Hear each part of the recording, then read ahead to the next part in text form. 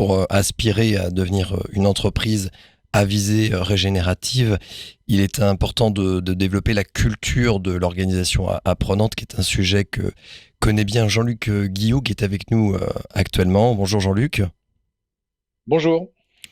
Jean-Luc, précédemment, tu étais délégué général au réseau de Germe pendant un peu plus de 16 ans.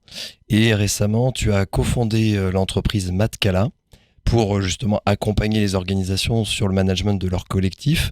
Et tu es aussi actif au sein de Sol France, qui est une association dédiée à l'organisation apprenante, qui va être l'objet d'un atelier que tu vas animer au festival. Est-ce que tu peux, en quelques mots, nous dire ce que est une organisation apprenante? Oui, alors en quelques mots, ce serait un sacré exercice, mais en tout cas, ce qu'on peut dire sur une organisation apprenante, c'est que la définition de Peter Senge en 91, quand il a travaillé ce concept d'organisation apprenante, était la suivante. Une organisation apprenante est une organisation qui augmente continuellement sa capacité à créer son futur. Et finalement, c'est une organisation qui cultive les 5 disciplines de l'organisation apprenante, telles que Peter Senge les a mises en lumière.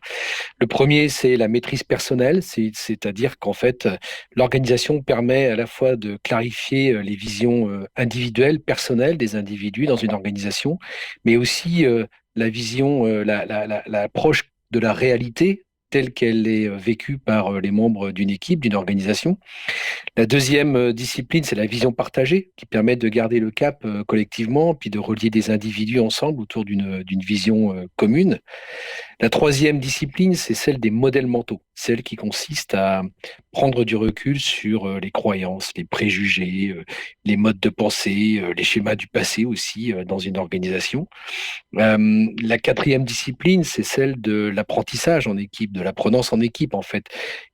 Comment on se nourrit de l'intelligence collective. Et puis enfin, la cinquième discipline, et c'est pour ça que le livre de Peter Senge s'appelle La cinquième discipline, c'est la pensée systémique, c'est la prise de conscience des interrelations et de la capacité à voir les problèmes dans leur ensemble.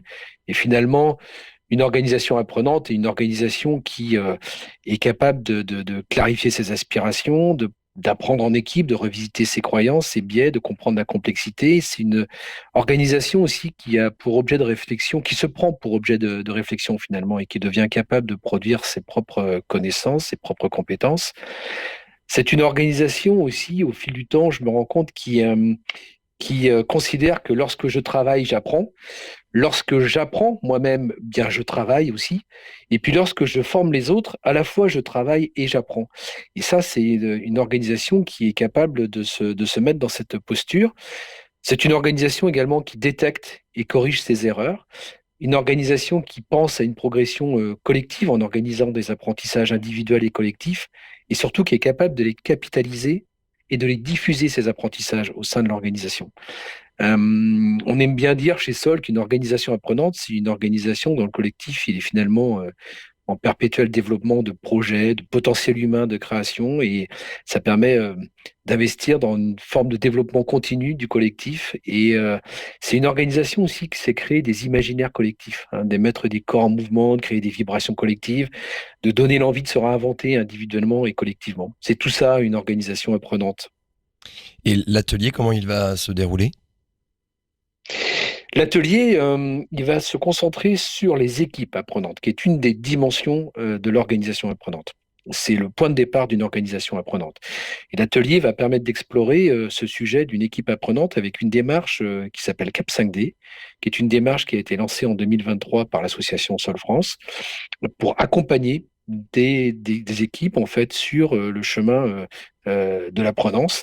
Et on va travailler au cours de cet atelier sur les caractéristiques d'une équipe apprenante, comment faire un diagnostic avec le test CAP 5D, comment mettre en place des dynamiques d'équipes apprenantes et pour quels bénéfices. Voilà ce que nous allons faire durant cet atelier.